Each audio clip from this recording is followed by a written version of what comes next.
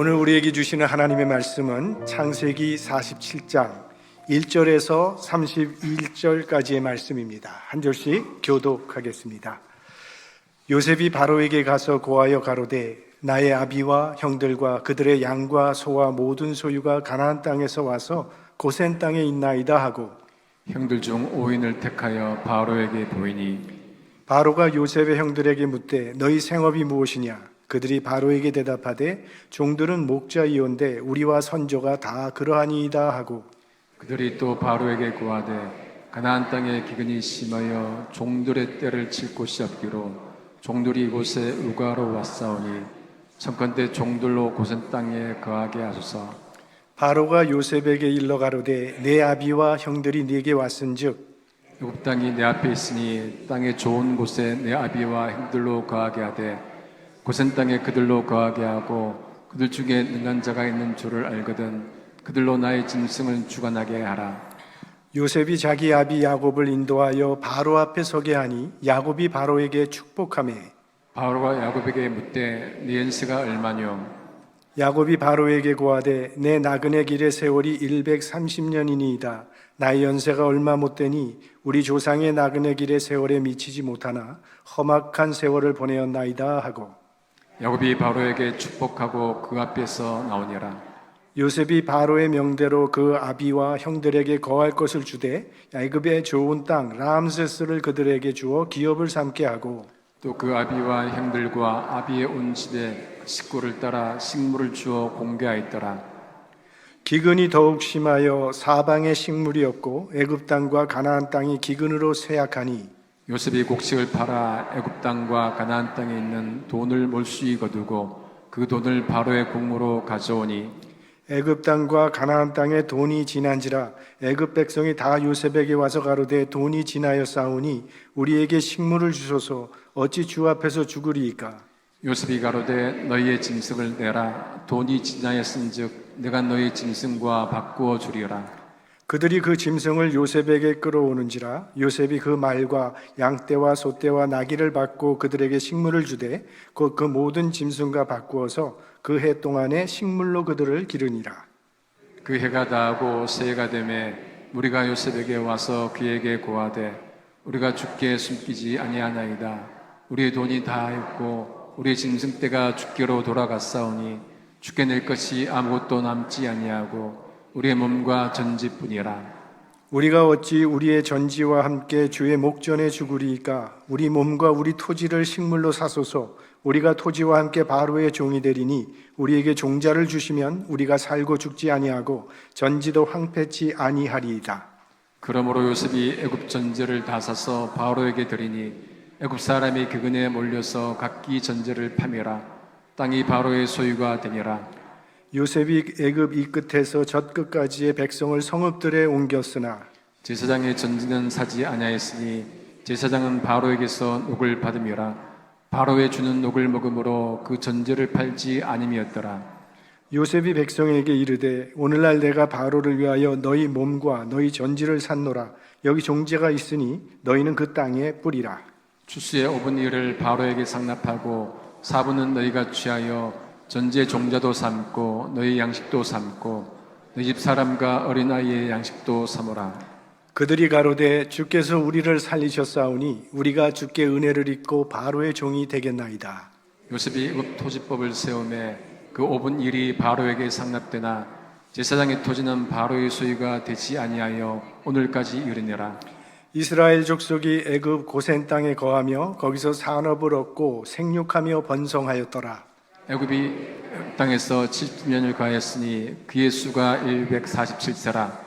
이스라엘의 죽을 기한이 가까우매 그가 그 아들 요셉을 불러 그에게 이르되 이제 내가 네게 은혜를 입었거든 청하노니 네 손을 내 환도뼈 아래 넣어서 나를 인애와 성심으로 대접하여 애굽에 장사하지 않기를 맹세하고 내가 조상들과 함께 눕거든 너는 나를 애굽에서 메어다가 선영에 장사하라. 요셉이 가로되 내가 아버지의 말씀대로 행하리이다. 다 같이요. 야곱이 또 가로되 내게 맹세하라. 맹세하니 이스라엘이 침상머리에서 경배하니라. 아멘. 오늘 본문은 세 단락으로 나눌 수가 있습니다. 1절에서 12절은 야곱이 바로를 만나서 축복하는 이야기고 13절에서 26절은 요셉이 시행했던 기근 퇴치 정책에 관한 이야기입니다. 그리고 마지막으로 27절에서 31절은 야곱의 말년에 관한 이야기로 오늘 본문이 구성되어 있습니다. 자, 요셉이 형들 중에 5인을 택해서 바로에게 문안 인사를 드리게 합니다. 그러니까 바로가 너희들은 무슨 일을 하느냐 물었더니 요셉이 시킨 대로 우리는 조상 때부터 양과 소를 치는 목자입니다 라고 대답을 합니다. 우리는 천한 직업에 종사하는 사람입니다. 왕이 신경을 쓸 만한 가치도 없는 존재들입니다.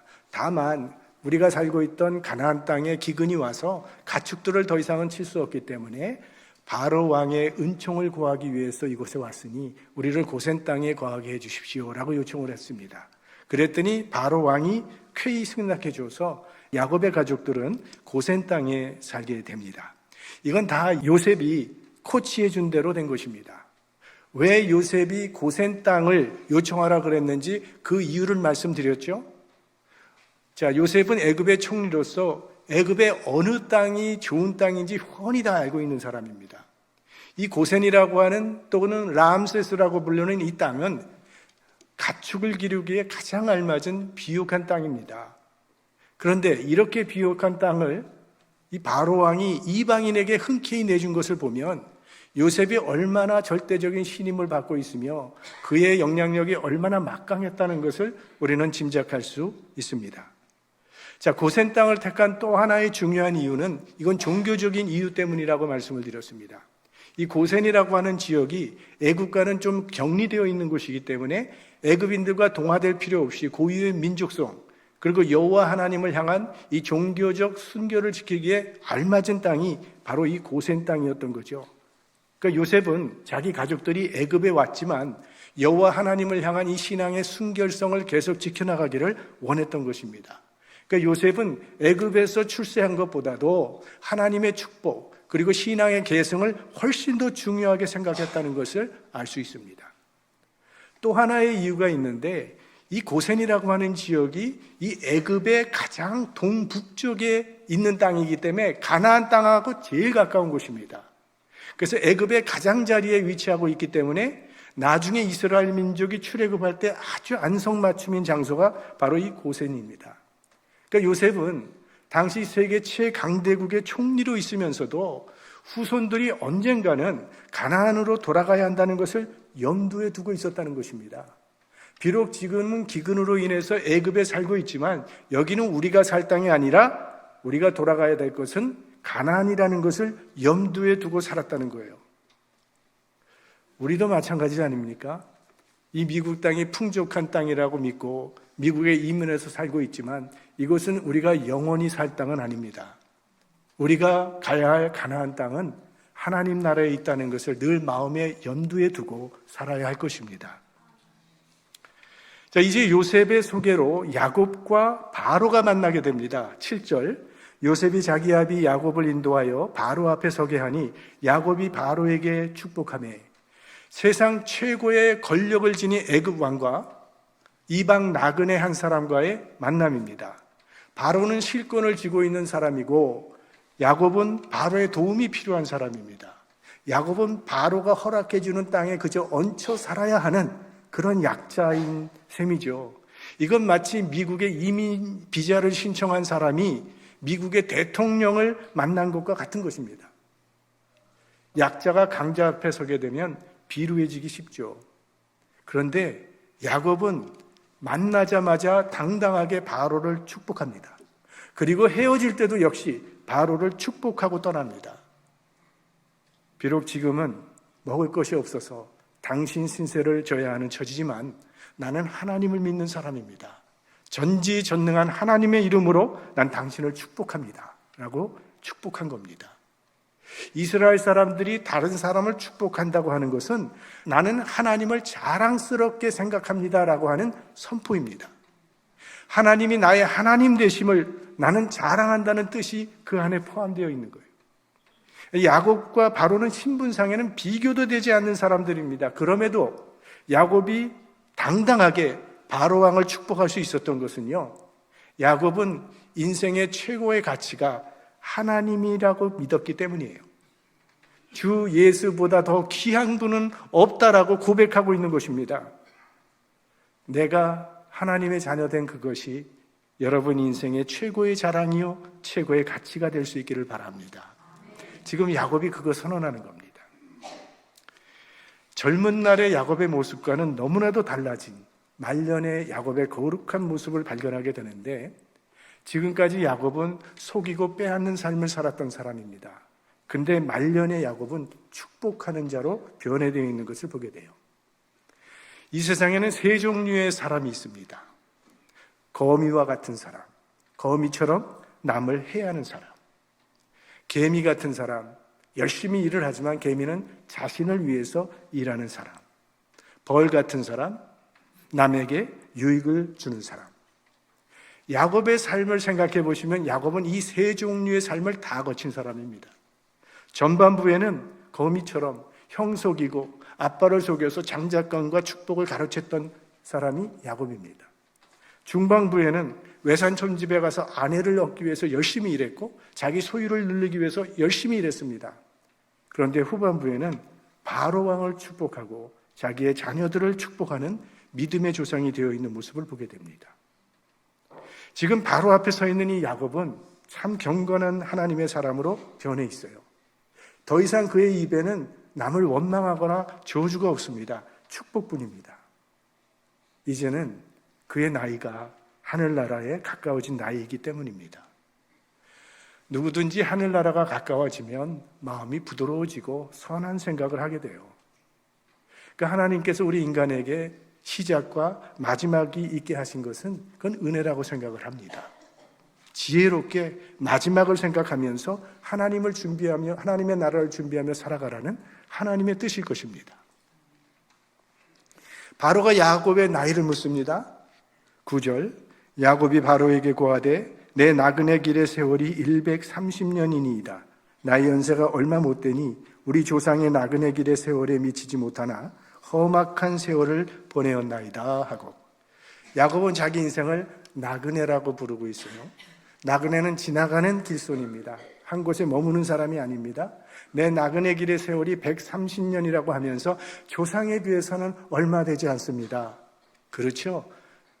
야곱의 할아버지 아브라함은 175세를 살았고 그의 아버지 이삭은 180세를 살았고 야곱은 지금 130세니까 맞는 말입니다.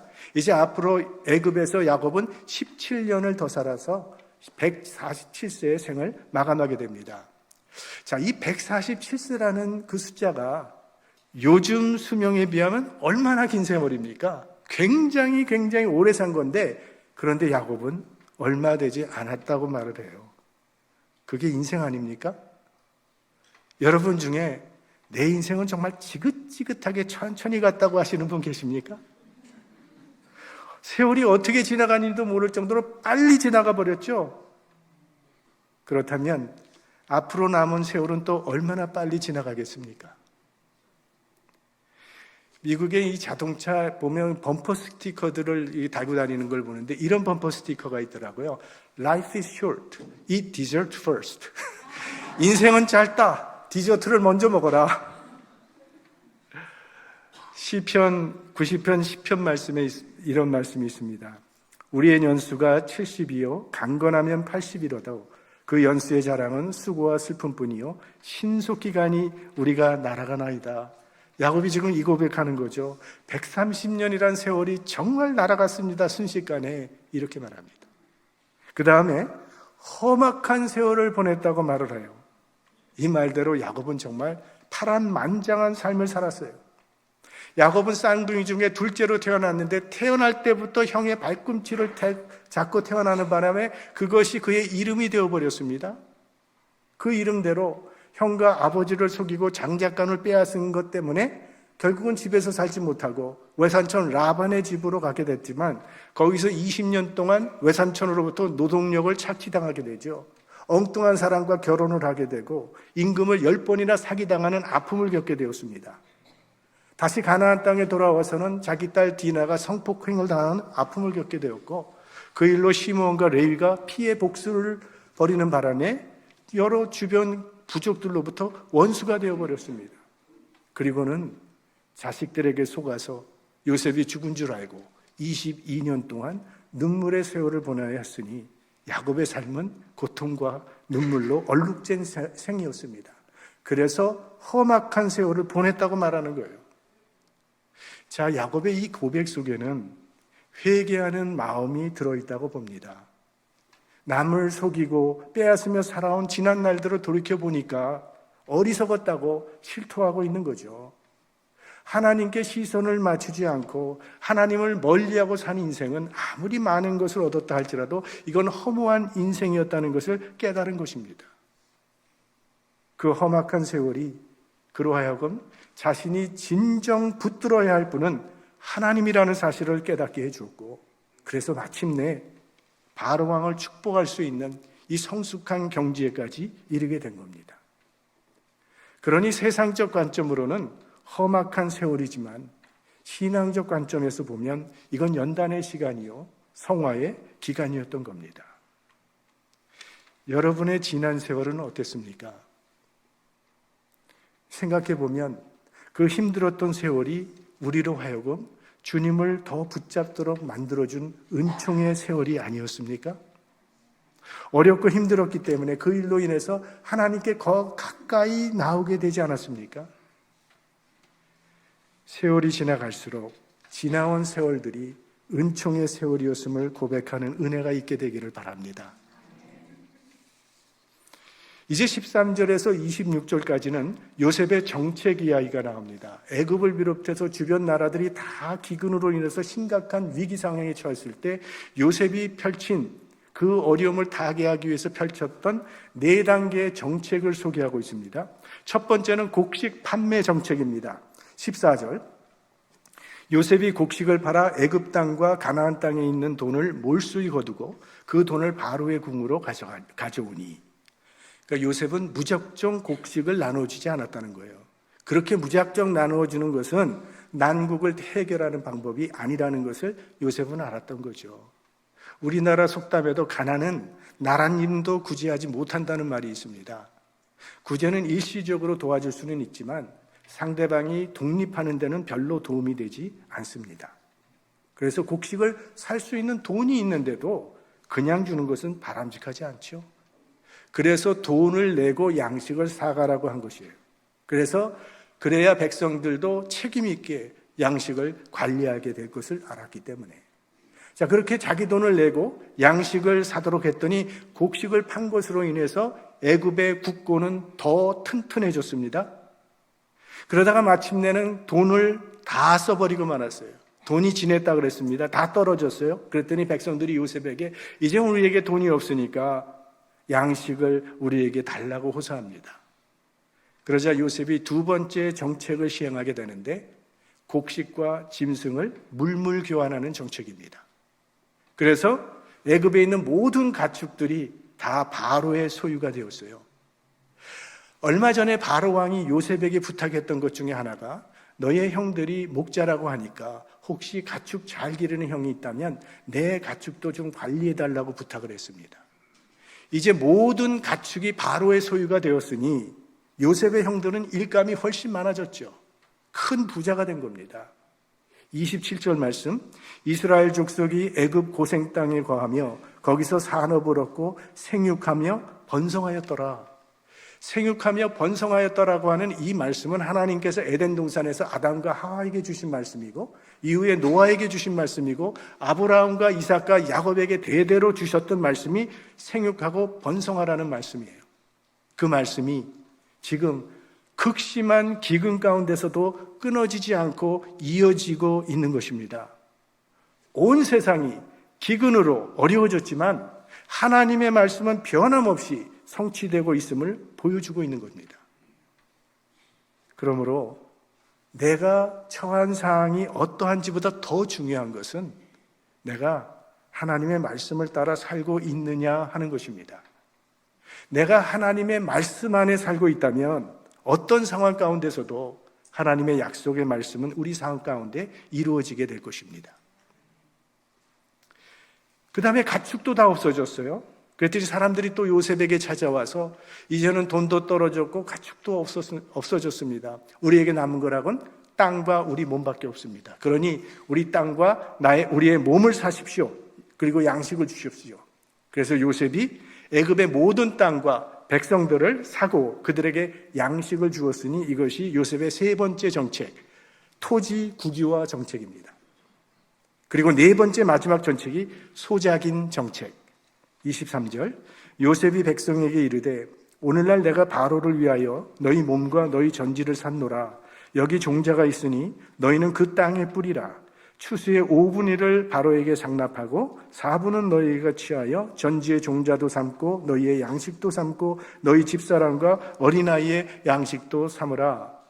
자, 요셉은 이제 사들였던 그 토지들을 다시 백성들에게 나누어 주면서 농사를 짓게 하고 수확량의 5분의 1, 20%는 나라의 세로 바치라고 합니다. 그래서 많이 거둔 사람은 많이 세로 바치고 적게 거둔 사람은 적게 내도록 했어요. 그리고 나머지 80%는 너희들의 몫이 되도록, 소작인의 몫이 되도록 했어요. 자, 이 말씀을 읽으면서 어떤 사람들은 이거 요셉 아주 악질적인 자본가라고 생각할 수도 있습니다. 돈 없는 사람, 배고픈 사람 돈 뺏고 가축 뺏고 땅 뺏고 몸까지 빼앗아 버렸으니 이거 아주 못된 정치인이 아니냐고 생각할 수도 있는데 전혀 그런 게 아닙니다. 당시 이런 일을 요셉이 했다는 것은요, 백성들에게 큰 호의를 베푼 겁니다. 먼저 요셉은 땅을 그냥 가져온 게 아니라 양식을 주고 땅을 산 거예요. 북한 같은 공산주의 국가들이 토지개혁을 할 때 돈을 주고 사는 거 보셨습니까? 노동자 보내서 몽둥이 들고 지주의 땅을 모조리 빼앗아서 국가의 것으로 삼아버렸어요. 한 푼도 배상하지 않았습니다. 얼마나 억울한 일입니까? 요셉은 정당하게 양식을 주고 땅을 사들인 겁니다.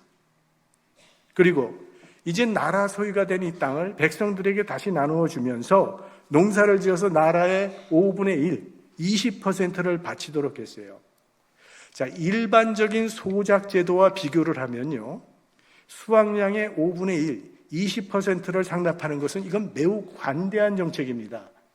보통 소작인은 50%를 주인에게 세로 내도록 그렇게 돼 있어요. 한국에서도 50%였어요. 고대 중국도 50%였습니다. 지주가 아주 관대한 사람을 만나면 40%였어요. 지금 여러분 이 세상에서 세금들을 나라들이 걷고 있는데 세금들을 얼마나 내는지 압니까? 덴마크는 48.1%를 세금으로 냅니다. 벨기에 45.4%, 프랑스 45%, 스웨덴 44.2%, 핀란드 44.1%. 미국에 살기를 참 잘하셨죠? 네. 근데 미국도 대한민국도 20%보다 훨씬 많은 세금을 내야 됩니다. 그런데 수천 년 전에 농사지어서 20%를 주인에게 돌리라고 했다면 이건 굉장히 관대한 정책이죠. 왜? 땅도 나라 땅이고 종자도 다 나라 거고 내 미천 하나도 든 게 없는데 수확한 것에 20%만 바치고 80%는 네가 가지라고 하니 이게 얼마나 좋은 정책입니까? 무엇보다도 이들은 자기 몸을 판 사람들이에요. 종이란 말이죠. 고대 사회에서는 경제적으로 어려워지면 종종 자기 몸을 팔아서 종이 되는 경우가 있었습니다. 그런데 종은요, 아무리 열심히 일을 해도 그 수확은 다 주인의 것이 되는 것이지 종 것이 되는 건 없단 말이죠. 어떤 주인이 자기 밭에서 일하는 종에게 수확의 80%를 가지라고 주는 주인이 세상에 어디 있습니까? 먹을 것 주고 재워주는 게 다죠. 그래서 과거에는 지주만 잘 살았던 겁니다. 근데 요셉은 모든 사람에게 공평하게 땅을 나누어 주고 수확의 80%는 개인의 소유로 할 수 있도록 했어요. 이 요셉 때문에 애굽 사람들이 살 수 있게 된 겁니다. 그러니까 요셉이라고 하는 사람은 이 총리라고 하는 직책을 치부하는데 자기를 부자로 만드는 기회로 삼지 아니하고 사람들을 살리는 기회로 삼았다는 거예요. 그래서 사람들이 요셉의 선정에 감복을 해서 스스로 종이 되겠다고 자원했던 겁니다. 25절. 그들이 가로되 주께서 우리를 살리셨사오니 우리가 주께 은혜를 입고 바로의 종이 되겠나이다. 백성들이 요셉에게 당신이 우리 재산도 뺏고 토지도 뺏고 우리 착취했다고 말하지 않잖아요. 당신이 우리를 살리셨습니다 라고 말합니다. 자, 이렇게 해서 요셉은 애굽에 있는 땅 전체를 바로 왕에게 바쳤어요. 그러니 바로가 얼마나 이 요셉을 좋아했겠습니까? 요셉이 바로 왕조에게 이렇게 큰 공헌을 했기 때문에, 자, 그 당시에는 왕정이니까 왕이 한 번 되면 죽을 때까지 왕 노릇하다가 죽으면 이제는 자기 후손이 또 왕위를 계승해서 계속 나간단 말이죠. 요셉이 이렇게 바로 왕조에 공헌을 했으니 이제 대대로 바로 왕의 후손들은요, 요셉의 가정에게 굉장히恩을 베풀 것은 틀림없는 일이죠. 그래서 실제로 요셉 이후에 300년 동안은 바로 왕조가 계속되면서 이스라엘 민족이 왕의 보호를 받으면서 생육하고 번성하게 됩니다. 근데 언제 문제가 생기는가 하면 출애굽기 1장 8절에 보면 요셉을 알지 못하는 새 왕이 일어나서 애굽을 다스리더니 이때부터 문제가 생긴 겁니다. 그래서 이때부터 이스라엘 백성들은 핍박을 받게 되는 거죠.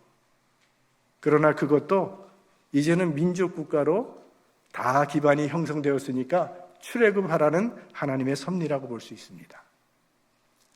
자, 이것이 요셉의 기근 전책이고, 이제 마지막으로 27절에서 31절까지는 야곱이 자신이 죽은 후에 장지를 부탁하는 내용입니다.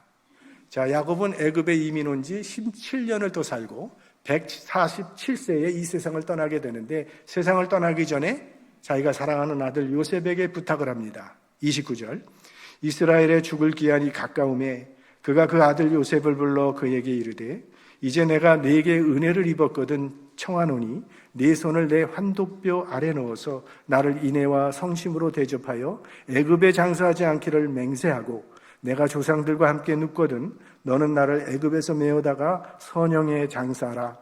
요셉이 가로되 내가 아버지의 말씀대로 행하리이다. 요셉아, 네 손을 내 환도뼈 아래 넣어라. 환도뼈 아래라고 하는 것은 생식기를 말하는 것입니다. 이 환도뼈 서약은, 이 맹세는 반드시 이행해야 된다는 것을 상징하는 고대의 관습입니다. 자, 우리가 기억하는 것은 아브라함이 이삭의 아내를 구하기 위해서 자기 종 엘리에셀을 보내기 전에도 환도뼈 서약을 했던 것을 우리는 기억하고 있습니다.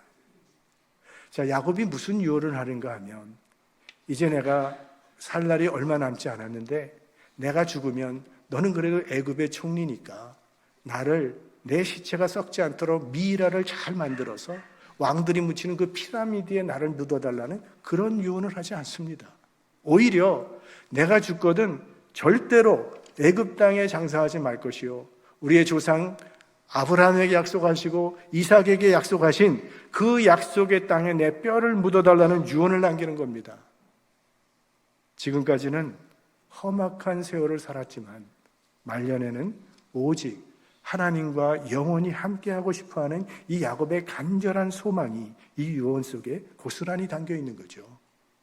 이 유언은 지난 생활 하나님의 뜻보다는 자기의 뜻을 앞세우고 살면서 하나님을 멀리했던 어리석었던 삶에 대한 참회의 고백이며, 그럼에도 불구하고 자신을 버리지 아니하시고 항상 자신과 함께해 주셨던 그 신실하신 하나님에 대한 감사의 고백입니다. 마지막으로 31절을 보면 야곱이 또 가로되 내게 맹세하라. 맹세하니 이스라엘이 침상머리에서 경배하니라. 요셉의 다짐을 받던 야곱은요, 자기가 누워있던 침상에서 하나님을 향해서 감사의 예배를 드립니다. 지난날 하나님을 멀리하며 살았던 이 어리석은 인생을 버리지 아니하시고 지금까지 함께해 주신 그 여호와 하나님께 심령에서 우러나오는 감사를 드리고 있는 이 야곱의 마지막 모습이 얼마나 아름답습니까? 한 사람의 생애를 평가할 때 그의 마지막이 그 인생 전체를 규정하는 경우가 얼마나 많은지 모릅니다. 끝이 훌륭하지 못하면 과거에 훌륭하게 했던 모든 일들도 숲으로 돌아가는 경우가 얼마나 많습니까? 그러나 끝이 훌륭하면 과거에 잘못된 삶이 있었다 할지라도 그게 덮어지기도 합니다. 사도 바울의 편지를 읽다 보면 거기에 데마라고 하는 인물이 나옵니다. 디모데후서 4장, 데마는 이 세상을 사랑하여 나를 버리고 데살로니가로 갔고, 데마라고 하는 이름은 성경에 딱 3번 나옵니다. 빌레몬서에 나올 때는 바울이 데마를 나의 동역자라고 소개를 합니다. 골로새서에서는 아무 설명 없이 그냥 데마라고 부르고, 마지막 디모데서에서는 세상을 사랑하여 믿음에서 떠난 사람으로 기록하고 있습니다. 그러니까 이 데마라고 하는 사람은 처음에는 바울과 함께 하나님 나라 확장을 위해서 헌신했던 동역자였는데, 마지막에 세상 미혹에 빠져서 믿음을 버리고 떠나버린 사람으로 우리가 이해할 수 있을 겁니다. 요한계시록에 보면 에베소 교회도 시작은 참 좋았는데 도중에 처음 사랑을 잃어버렸기 때문에 주님의 책망을 받았죠. 반면 바울이라고 하는 사람은 시작은 좋지 않았습니다. 예수 믿는 사람 핍박하는 앞잡이 노릇을 했던 사람입니다. 그런데 부활하신 주님을 만난 후에는 그의 인생이 180도 변화되죠. 순교 직전에 그의 고백은 이제 나를 위하여 의의 면류관을 주님께서 예비하시고 기다리고 계시다는 위대한 결산을 마치게 됩니다. 우리의 생명이 얼마나 될지는 오직 하나님만 아십니다. 우리의 마지막이 어떠할지도 하나님만 아십니다. 야곱처럼 모든 자녀들을 불러놓고 그들을 일일이 축복하고 가족들이 지켜보는 가운데 평안한 임종을 맞이할 수도 있고, 아무도 지켜보는 사람 없는 곳에서 홀로 임종을 맞이할 수도 있습니다. 뜻하지 않은 사고로 갑자기 갈 수도 있고, 밤에 누웠는데 아침에 일어나지 못할 수도 있습니다. 그러나 한 가지 분명한 것은 그날은 한시도 쉬지 않고 우리에게 다가오고 있다는 사실입니다. 여러분은 마지막 침상에서 어떻게 임종을 맞이하시기를 원하십니까? 여러분도 야곱처럼 마지막 침상에서 하나님을 경배하기를 원하신다면 오늘부터 주님과 동행하는 삶을 살기로 결단하시기 바랍니다.